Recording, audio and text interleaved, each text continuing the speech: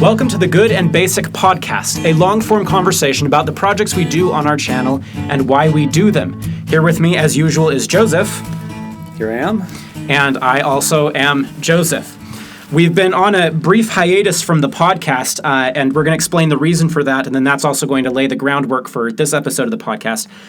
We've been on sabbatical from the podcast because we just spent 3 weeks in Europe. Doing all kinds of projects. So tying together the projects and why we do them, we now have 3 weeks worth of stuff to tie together. Good luck. And that's what we're going to try to do during the podcast is give you a brief summary of the things we did. So it was a project tour for the channel, basically. So we went and did all kinds of crazy stuff that the videos for which are going to be coming out. And a couple of them have already come out. So there you go. So in this podcast, we're going to give you a brief summary of the tour so that you can know what to expect with the videos. And then, as Joseph said, we're going to try to stitch it all together in some sort of meaningful, coherent pattern. So that's the reason for the 3-week break, and we'll now be resuming with regular, the weekly podcast, and maybe even more than weekly with some interviews and special podcasts and stuff. So there we go. Also, as a supplement to this, we're uploading a podcast that we recorded on the trip in the car while we were driving. Because we did it in the car, we've done what we could with the audio, but it's still just a little bit potato quality. But we're going to go ahead and upload that as a special bonus episode. So if you're interested in that, we talk a little bit more about the section of our trip where we were in the Netherlands and where we were in the Netherlands and talk a little bit about the meaning of the projects we did. So that'll be a bonus episode. It'll be really neat. I think the content was really good, but again, the audio quality was a bit potato. Yeah. Potato quality. Audio quality was a bit potato. Is that a grammatically correct use of the meme? I do not know. Well, and, we were talking the other day, and it was brought up that maybe we need to find a different thing because we actually think potatoes are pretty cool. It's so true. We need to find a different word or phrase for potato quality that does not sully the name of the holy potato. Yes, the trouble is the new thing that we get has to be something that won't then be, revived when we find out that it's really interesting. So yeah. Maybe this is just a meme that keeps moving. Moving target, right? Also, before I forget, because I keep forgetting, if you check the YouTube description, you'll be able to find a link to anchor.fm where you can listen to the podcast in audio-only format on a variety of platforms. So you can check that out, subscribe there, and listen to the podcast not on YouTube, which might be a nice thing for you. Particularly since you can download it and not use up your Wi-Fi or data connection. Yep. So I think brief summary of the tour. Go. Yes, brief summary of the tour. Ready to go. So 3 weeks in Europe, about 21 days. We spent about 4 or 5 days in the Netherlands. Then we flew to Edinburgh, and then we drove south through Nottingham and Cambridge, Hadrian's Wall, down to Cornwall for tin smelting, back across to London for museums, and then back up to, I think it was Lincolnshire, for the Bushcraft Show 2019 in the UK. So awesome things we did along the way. We visited a lot of open-air museums. We visited Dave Hawkins' Precious Plastic Project in the Netherlands, which was pretty great. We stopped at Hadrian's Wall. We met Lloyd from Lindy Beige channel, which for Joseph was a pretty impactful experience. That was awesome. Yeah. It was unbelievably awesome. It was good for me, too. I don't want to insinuate that I didn't enjoy it. I did. But for Joseph, it was particularly impactful. I've been a fan of his channel for years. We camped out in Sherwood Forest, survival style, with just a wool blanket, a pile of leaves, and our wits to save us. And that brings up another adventure, which is that we lost our luggage for the first 2.5 weeks of the trip. So yes. So we originally planned to bring, we'll talk about this, but we originally planned to have a little bit more equipment, but we didn't have that equipment because our luggage was lost. It turned into a de facto survival camp. Which was pretty awesome, and it went super well, so that's good. Let's see, what else? We went over, if you don't know Will Lord, he runs a YouTube channel too. He's also pretty big on Instagram, and he does Stone Age and Bronze Age stuff. Yes. He does prehistoric survival trainings and 4-day seminars on how to make longbows and how to do flint knapping and all kinds of cool stuff. If you check out his Instagram, he posts things that he's made, and he makes some really impressive things. One of our favorites is him doing Stone Age shaving with an obsidian flake and bear grease. Yes. Which is, pretty hardcore. It answers that question from Rhett and Link, right? Who was it? Who was the first guy who ever shaved, and how long was it before the second guy caved? Well, potentially someone in the Stone Age. Yeah, somebody named Will Lord. Yeah. So that's what we did around Cambridge. We went down to Cornwall for tin smelting with Neil Burridge, who's a Bronze Age casting expert. We tracked back to London, visited a lot of... we also went to Tintern Abbey, the White Horse, the White Horse of the Uffington White Horse, which is a prehistoric chalk figure on a hill. We went to Oxford, Yes, spent a day in Oxford. including the Bird and Baby, where the Inklings, Tolkien and Lewis and their group hung out. Then we went down to London for a bunch of museums and stuff. Yes. I'm trying to remember what we did there. Well, the British Museum's kind of the main one. We also British spent some Museum. time at the Wallace Collection. Oh, that's true, the Wallace Collection. We went to the Bushcraft 2019 UK show. We went down to the White Cliffs of Dover. We went to... Hastings. Hastings! Yes, Hastings. Thank you, Hastings. That one was particularly somber. Yeah, it was also our last night in England, so like... Well, somber. it was also kind of cool because Hastings is... I don't know, it's one of the sites that you can point to as sort of the origin of England. I mean, in some complicated. sense. It's It's very complicated. complicated, but in some sense, right? The Norman invasion in 1066. And so we kind of ended our trip at the beginning of There's a lot of poetic English symmetry history. Yeah, it was in kind this of, trip. well, and also very somber, as you said. So, okay, wow. Okay, so there's the summary, and there are going to be a ton of videos coming out about all that stuff. I think, if you don't mind, I think maybe the right place to jump in is right before we started recording, you mentioned... And you've also mentioned it while we've been recording that Lloyd from Lindy Beige is a bit of a hero for you. Do you mind talking about that a little bit? And we'll use that as sort of a jumping off place to talk about the other stuff. That's a correct characterization. So Sounds that good. was tremendously cool. We were able to meet up with Lloyd from Lindy Beige at a place called Vindolanda, which is a large fort that is from the time period when Hadrian's Wall was staffed with a continuous array of mile castles with 16 men each. And there was a fort first, and a town grew up around it. And then what's really nice for the archaeological record is that after it was settled by the Romans, it was settled by basically no one else for the rest of time, which means all the records and all the things you find there are basically purely Roman as left. And there's a bunch of really cool finds there, including a big stash of letters, which were never sent. So we have postcards from Vindolanda from Roman soldiers saying things like, "Dear Mum, thanks for the socks." And, the mundane stuff. Please which- settle my debts. Please settle my debts. The kind of stuff that humanizes Weather is the very history. chilly and damp here. Yes. It's different from Italy, and we don't like it. Yeah, no, it was very cool, and we also talked a little bit about the fact that it establishes a much greater degree of literacy than we tend to think about the pre-modern world as having. Yes.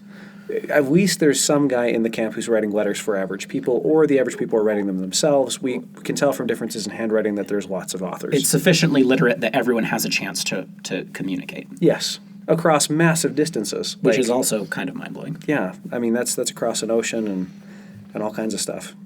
So that was amazing. Spending time with Lloyd was really, really cool. We were chatting the whole time and talking about the exhibits in the museum portion of the Vindolanda and saying, "Oh, what's that?" And he quizzed us at one point and said, "What do you reckon that is?" And I said, "Those are ear spoons used for cleaning out your ears." And he said, "Yes, actually they are." And he was, trying to stump us. It was actually a really cool moment. Yeah, Lloyd plays this. Lloyd has archaeological training, and he plays sort of. Well, I assume he does it with other people too, but he played this game with us, which is point at the thing in the display cabinet and ask what we notice about it, or what's wrong with it, or what it is. Interpret it. So Yes. you have the object, and then you have the label, and the label gives an interpretation of what the object is. And some of the interpretations are very good and solid.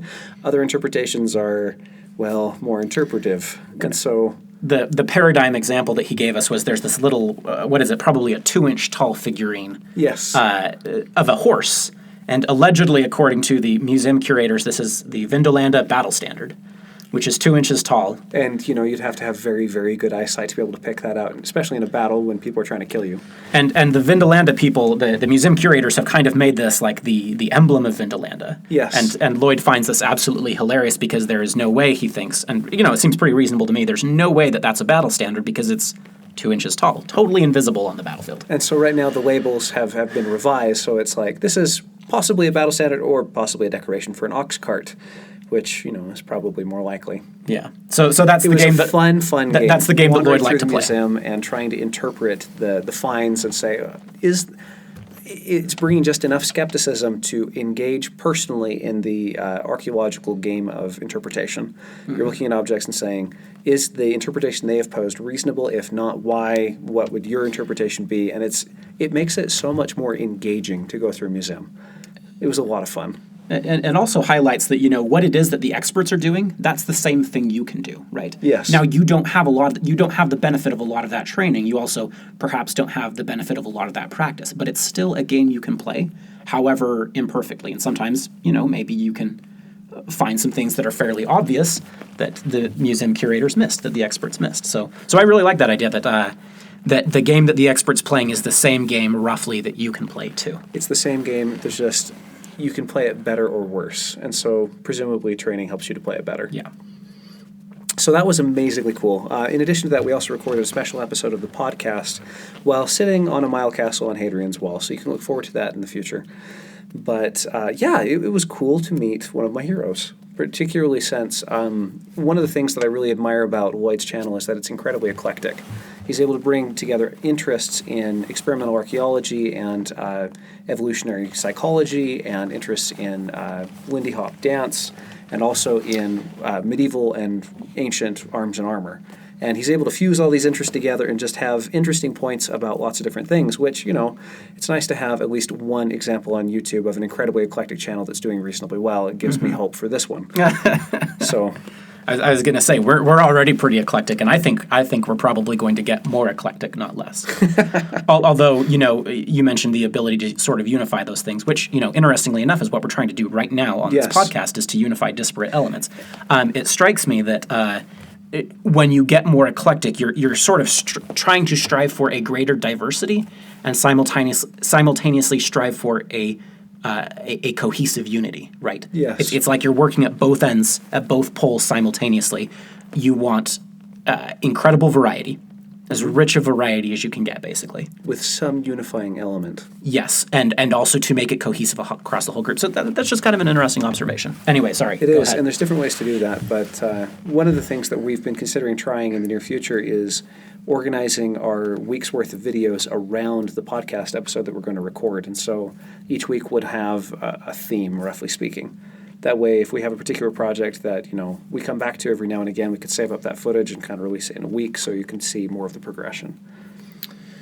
So you mentioned, Lloyd is kind of one of your heroes. And actually, when you mentioned that before we started recording, I couldn't help but think that in a variety of senses, that was what we had done across the course of the whole trip, right? So there were some very obvious ways in which that happened, right? For instance, Dave Hawkins of Precious Plastic is also kind of a hero of yours in many ways, right? Yes. He's solving a problem through personal responsibility. I enjoy seeing the inventions that he comes up with. It's really cool to visit his lab and see where the development is taking place. For those who may not be aware, Dave Hawkins, it's basically, he runs a project that is basically small-scale plastic recycling. So rather than a large plastic recycling center, although the technology certainly could be used for that, it's the kind of plastic recycling that you could conceivably do in your backyard. It's creating tools that allow you to take used milk bottles and random bits of plastic and turn them into usable products at home. So home workshop scale recycling tools that allow you to make things. And I noticed that was also true for me in many ways. Visiting Sherwood Forest was an incredibly impactful experience for me because of the legends associated with Robin Hood, right? I had the same experience visiting the Uffington White Horse, which I associate with the British author G.K. Chesterton. And then, of course, in Oxford, we visited the pub The Eagle and Child, affectionately known as the Bird and Baby, where Tolkien and C.S. Lewis, Hugo Dyson, Charles Williams, and who's the other guy? I always forget him. Owen Barfield, who were the Inklings, hung out and talked. And so, actually, I'm noticing something now, which is that all of my heroes are dead, and all of yours are alive, and I'm not sure what that means. But it's an odd coincidence. One thing that you mentioned across the trip was that you were less interested in things than you were in stories. Almost all of your heroes that you listed are literary. Oh, that's true. There's a narrative element, which, my narrative training is much weaker than I would like it to be, but I'm very interested in stuff. And your training in literary stuff tends to be much stronger. Thank you. I'm flattered. Although, just in the interest of pushing back, I think you can easily frame, for instance, Dave Hawkins as a story, which is, what do stories have? Well, stories have problems, and then they have solutions, right? And then there's the road of trials and hopefully Yeah. Magic Flight Back with the solution to that problem. Yeah, which is what Dave Hawkins is doing, right? Is, oh, we have a problem, now we have a solution. Actually, I mean, that's the basic structure of the plot, right? Is something went wrong, and now we need to fix it. And if you do fix it, that's a comedy, and if you don't fix it, that's a tragedy. So I just want to push back against that, but it is interesting, right? I mean, Yes. mine are more obviously literary for sure. More obviously literary. We'll Yeah. keep to that characterization. I think that works. Yeah, so that was kind of interesting to think about. As I was like, oh, hey, like I was kind of going and visiting my heroes too. That's a little weird. I want to add another one. Yeah, go because right we ahead. had an incredibly impactful experience when we visited Tintern Abbey, particularly because of the literary connection Yes, again. yes. So it's a strange thing. Tintern Abbey is in Wales, and what it is it's literally just the walls of an abbey. Yes, It's just the no roof. it's just the stone walls. There's no roof in most places. I think they've restored the roof in a couple of places. In most places, there's no roof. It's literally just a bunch of walls. Like the floor is gone, the glass in the windows is almost all gone. If you can imagine a cathedral with sky for ceiling and grass for floor, that's more or less what you're getting into. Which makes It's it a really beautiful. cool experience. It was, Yes. It, Anyway, while we were Breathtaking. driving there, we found out that this particular abbey, which was dissolved when King Henry VIII dissolved the monasteries when he split off from the Catholic Church, he confiscated about a third of England, which is Yeah, what was owned by the yeah. church at the time. And this abbey fell into disrepair. Now, what's interesting about it is it's made of red sandstone. yeah. So it's made of red sandstone. And the reason why this is important, I have no idea if any of our listeners know about this book series, but here we go. So there's this book series called the Redwall series. It's written by a British author named Brian Jacques. He passed away a few years ago. There's about, I can't remember how many, maybe 17 books in the series. They were some of the first novels that I discovered as a child. I first found one of them when I was 5 years old, 6 years old. I think 6 years old.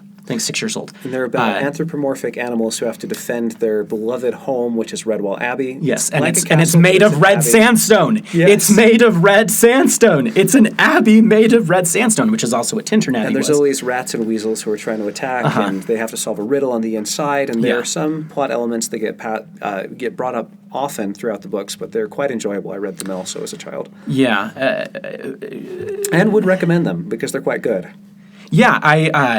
Anyway, and they were incredibly impactful for me as a child in ways that I didn't even figure out until I was much older. Like, I can go back now and read those books and find so many of the core elements of my thinking that are present there, and I'm like, this is crazy. How did that happen? Anyway, so yes, you're correct. It was kind of, we visited Tintern Abbey. It was a red sandstone abbey.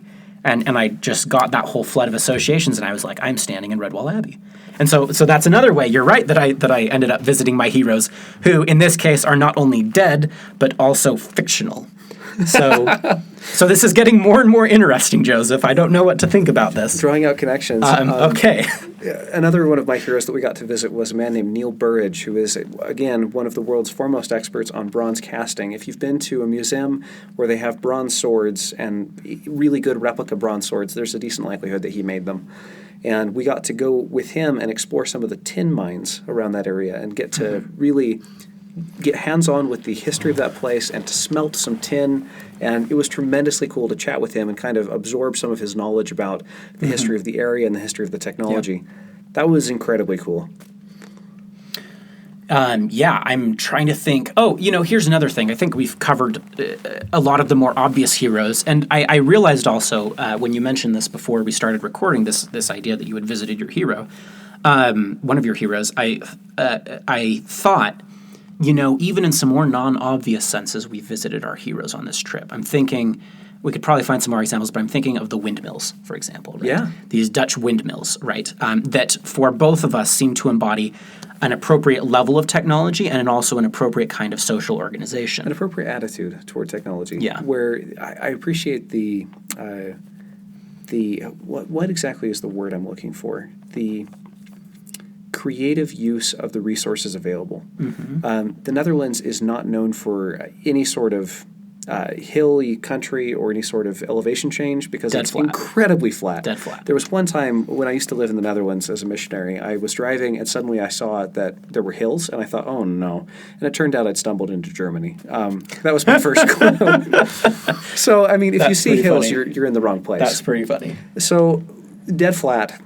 The go-to technology used from Roman times onward is water mills. Water mills are how you get things done when you need a repetitive task done over and over and over again. Whether that's hammering out sheet steel, whether that's grinding grain, whatever it happens to be. Or pumping water out of your country so you don't drown. Yes, well, again, water flowing downhill is a bad way to do that. Oh, I thought you meant the windmills. Oh, the windmills. Because the Netherlands is better known for windmills. Yes, than water mills are the kind of the standard option, and then the Netherlands can't exactly do that because there's not enough elevation change. And so they adopted windmills. And the cool thing about windmills is it is so intimately connected with the weather. You have to have one eye on the sky while you're also working on whatever's going on inside the mill. Whether it's pumping water, whether it's grinding grain, whether it's working on sawing boards, whatever it happens to be, you have to have one eye on the sky. And you work when the wind blows, and you can't work when it doesn't. And so you are integrated so seamlessly with the natural environment around you that I really like that. I mean, aesthetically, that is a cool thing. And we also kind of attached ourselves quite. We liked the level of social organization, which is each of these windmills is owned by a family or a couple of families and managed by the same. Yes. Right? And so the production is distributed. Yes. And so we both really like those. And so when I was thinking about this in context of this idea of having visited our heroes, I was like, well, that's kind of interesting. You know, there are these people who lived 300 years ago in round numbers, and I don't know their names, and I really don't know very much about them. But in some sense, they're running in a parallel track to us, and in some sense, we're trying to follow in their footsteps. And so we visited our heroes there too. Yeah. Which is kind of remarkable. Got to see things done right. Yeah, I'm trying to find more examples of that in other things we did in other living history museums or other sorts of things. But it seems true in at least that case that we visited our heroes even when we didn't know the names of our heroes. Yes, and I guess if you abstract a hero away from a person, you call it an ideal, which is more or less what we were trying to explore. It's interesting. A lot of the videos that we do on this channel are divided, philosophy-type videos and making stuff from scratch videos. And we did a lot of both. We did a 2-day bronze casting workshop with Will Lord. We made things. We went to the Bushcraft Fair where we made things. But a lot of it was really probing and pushing at some of these philosophical questions we've been wrestling with, particularly around issues of technology and history and social organization and all of the above. You know, I just want to comment. I don't know how much deeper we want to go into this right now. I don't know. Maybe we do, maybe we don't. But I don't think that technology is a fringe concern to human being, and here's why. It's because at least one way of thinking about technology, at least one way of defining it or construing it, is to say technology is the thing that does something. That's super broad, sure. Well, yeah, but I mean, think about it, right? Like, okay, so a knife, is that technology? Yes, absolutely. Or shoes technology? Yeah. I think even, a floor is technology. You know, a tile floor or a concrete floor is technology because it's better in many ways than a dirt floor. There was actually I think, maybe even, I think you could construe, well, let's put it this way. What are berries? Berries are a technology. They're not a human technology, but they're a technology that turns sunlight and water and nutrients from the soil and air into constrict it just food. a little bit to the things that humans specifically do. So if it's a technique related to berries, so that's not a distinction that I'm drawing right now. Okay. But if you construe technology as basically things that do things, okay, then you said it was broad, and I'm like, yes, that's exactly the point. Is that there might not be a more fundamental human question than what technology to use, because if technologies mean ways to do things, then if you want to do anything, you're in the realm of technology, which means that then the questions of, okay, what counts as a good technology and what counts as a bad technology, or a good use or a bad use. I mean, we could slice this a few different ways, perhaps, but in some sense, those questions become the most important questions that humans can ask. So I think this is interesting because that means that what we are doing when we're asking that question is not it's not a niche thing. It's central to what it means to be human. Another way of rephrasing, I think what you're saying, and correct me if this is wrong, but it's the question of means versus ends. Means and ends seen together, because every technology has implied in it a goal, and also has a method to achieve that goal. And when we look at technology, there's multiple ways to judge it. Are the goals good? Yes, no. Are they better or worse? Maybe that's a more nuanced question. And then, is the means appropriate to reaching that end? And so it's a complex question that gets very close to the heart of what it is to be human. So, okay. I guess, because I think anyway, at least the construction of it that I'm giving, the means ends thing is definitely a question that flows out of it. But You're saying something more fundamental. I'm saying what I'm trying to say is that the fact that we're asking these questions, that these questions are important, right? Whether the answer should be framed in terms of means and ends, that's something that I'm not sure about. It seems like a good way, but I'm also dissatisfied with it in some ways. But the fact that we are asking these questions, my point is that the questions are fundamental. My point is that the questions are not, they're not a fringe interest. They affect everything that every human does. And so when we are asking, are windmills good? Is our steam engines good? We are asking in some sense, we're touching on the most fundamental questions that humans can ask. Maybe that gets framed in means ends. I don't think so, although I think you can frame it there profitably. My point is just that there aren't more important questions we can ask. There aren't more basic and fundamental questions we can ask. This actually gets to something that I find really interesting, which is that in Rome, the key question in philosophy that was discussed, basically in Rome, philosophy gets a lot more boring. If you go to a history of philosophy class, we focus on the Greeks and then we focus on basically the early modern period with Descartes launching into the scene and re-asking the question of what is true and how do we know. The Romans aren't terribly interested in those questions. I mean, they quote Heraclitus and they kind of move on. But the question that they seem to be really interested in is, how do you live well? It's not the question of what is real. That's a question for the Greeks. The question the Romans are interested in is, how do you live well? And roughly speaking, they have the two schools of thought, the Stoics and the Epicureans. One who says that, some minimum amount of pleasure is required in the sense of let's avoid pain. Pain's not nice. Let's avoid that and figure out how to live in a comfortable way. And then the Stoics who say that the way things turn out is completely irrelevant. Everything that matters is whether or not you made the right choice, whether your actions were moral.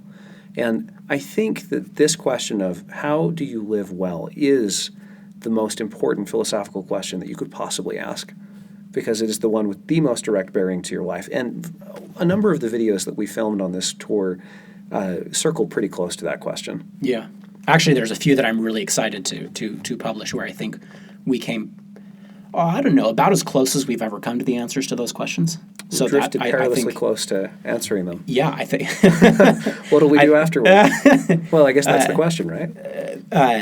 I think all our viewers are really going to enjoy those videos. I think so. And I think it'll spark a good conversation, right? Particularly, I'm interested in your the videos. We filmed a couple at the Black Country Living Museum in near Manchester, which is a living history museum centered around the coal industry and the Industrial Revolution, basically. And there was also hence Black Country coal. Among the other scattered videos which drift perilously close to answer this question, yours on the Logos Politicos filmed at this is true. Hyde Park in London. Hyde Park was a good one. Yeah.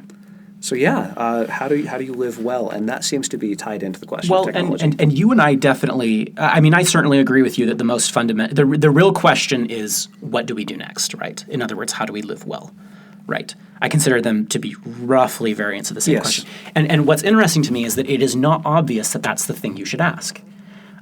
You mentioned the Greeks, and certainly, the Greeks are very concerned with epistemology, as is Descartes. In other words, what is real, what is true, metaphysics and epistemology, right? And so it's not obvious that the question you should ask is, what should I do next? Because that has a whole bunch of implied beliefs built into it. For one thing, that you are a thing and that you should be doing something next. Many people in history, particularly the two great loci of philosophy, the early modern period and Greek antiquity, right, are not asking that question. Nope. Right. So that I think it's actually it's not obvious that we're asking the right question. I believe we're asking the right question. I believe that metaphysics and epistemology are the wrong place to look. I think they're not. I think they're a good place to look, right? Obviously, but I think that they're less important. I agree. far less important. And the importance question And I gets to also questions think of value. I also think they're far less foundational. I don't think you start. I don't know if you agree with this. You might disagree with this, but I don't think you start with epistemology and metaphysics and then move to ethics. I think ethics is the foundation for the other two. I think ethics is the most fundamental branch of human knowledge. Not to plug American philosophy, but I'm going to just now. The biggest contribution to philosophy that America has ever made is the school of thought called pragmatism. And pragmatism is exactly what you're saying. It's where they drag epistemology down to the level of ethics rather than vice versa. How do you know if something is true? Well, whether it's useful. And so the question you answer first is what uses are good. Yeah. And so that's the question you answer first in order to answer the question of what is real. Yeah. What do I do? And then you answer And then what you is real and judge what your is models true. of reality based on how effective they are. Yes. And that presupposes your ends, but I mean, I think that's the right order to answer the questions in. And that's not the way I've always thought. I used to think that was kind of a cop-out, but I think there's some profound, I think that is profound because we do need to live in the world, and we don't want philosophy to be an abstract thing that has no bearing on our lives. We want to live better as a consequence of doing it.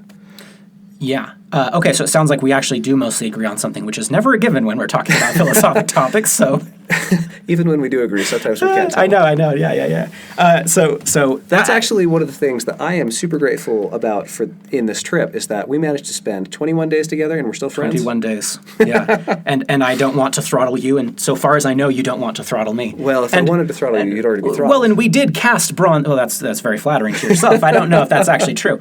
We did also both cast bronze swords, so it's not like we didn't have the means for us to do that. Yeah, it's true. You know, or if we wanted to do the whole like suicide pact thing, right? Like I'll take you down even if it takes me down. You were in fact driving the car. It is true on the left side of the road.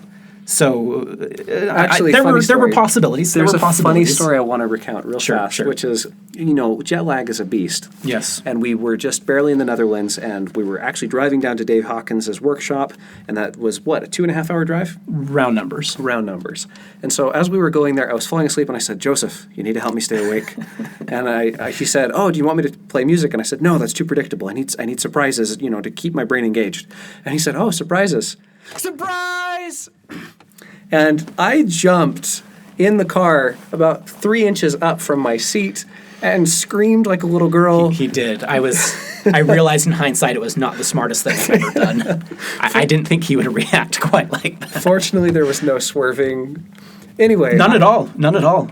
Nerves of steel, this man. His blood runs ice cold.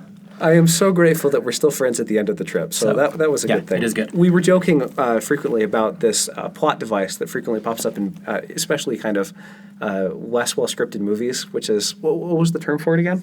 The useless treasure? Oh, yes, the useless treasure, which is when you get to the end of the story and you get the treasure and it turns out that there's no treasure there. And so the kind of meme attached to it is the real treasure was friendship all along, or the real treasure was the friends we made along the way. Right. So we joked about that a couple times. We did, particularly since we lost our luggage. And there was one terrifying moment when we thought we'd lost the footage from the trip. Yeah. And so, gosh, that would have been fun. The real treasure was friendship. I'm grateful for it. There's something else I want to mention now. A thought that just occurred to me, right? It's kind of an obvious thing. I wonder why it hasn't occurred to me before. But so the model that you just laid out is that the Romans are practical people. Yes. They want to make life work. And the question is, how do you make life work? They're better engineers than philosophers. Yes, they're better engineers than philosophers, right? Meanwhile, the Greeks and the early moderns, taking as perhaps very emblematic of these Plato and Descartes, are maybe two of the most obvious examples of this, are less interested in what to do next as a starting place. They're less interested in ethics as a starting place and more interested in epistemology and metaphysics as the starting place, right?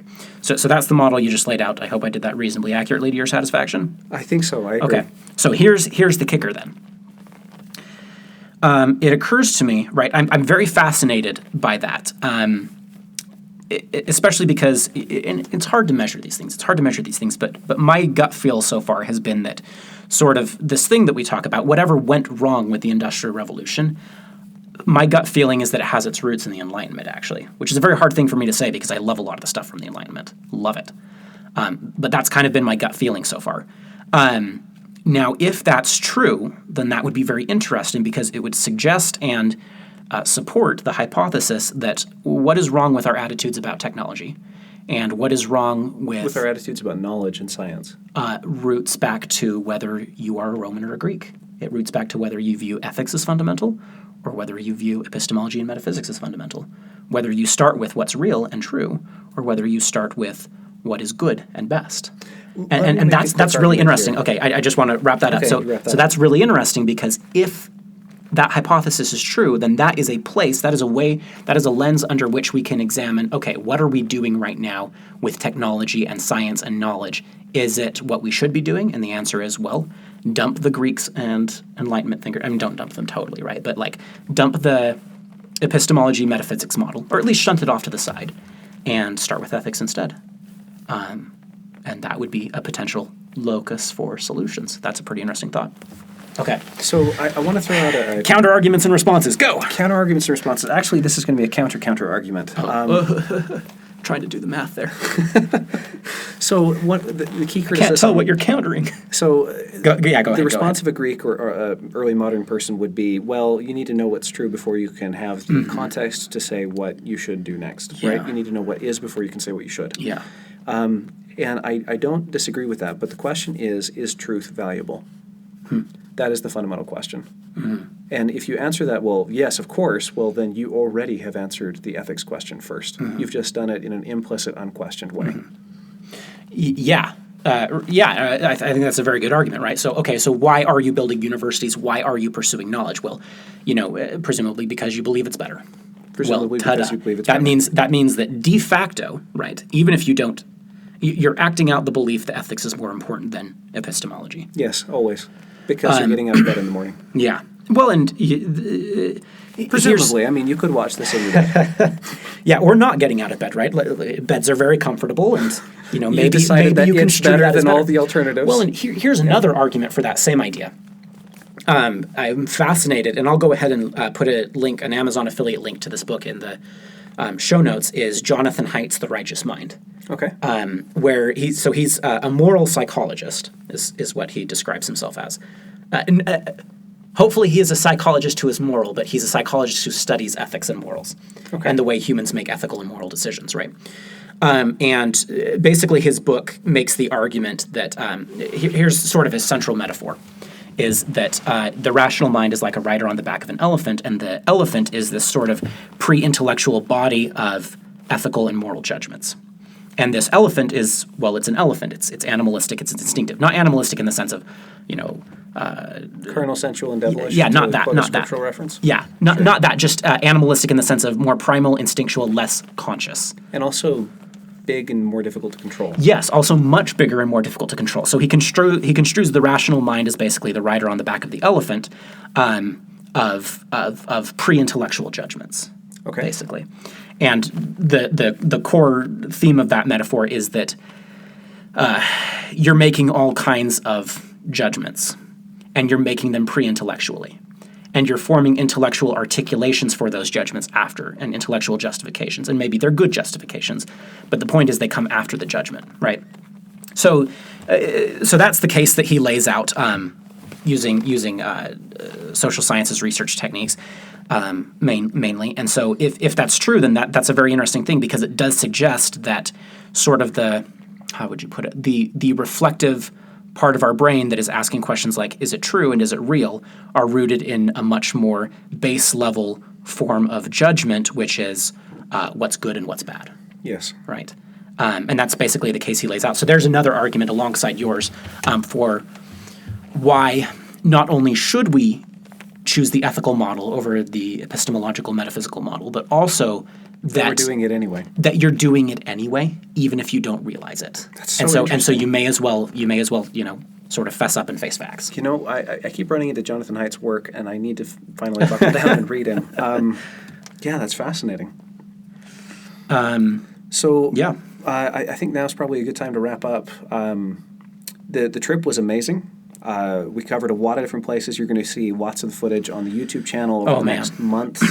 We filmed, what do we think? Probably about 3 months in round numbers worth of footage. Yes, posting So- like 4 times a week. Yeah, so well, and we'll be doing lots of other projects too, but we have got all sorts of cool stuff to unload on you guys, and we're super excited for it. Yeah, there's stuff to look forward to. Yeah.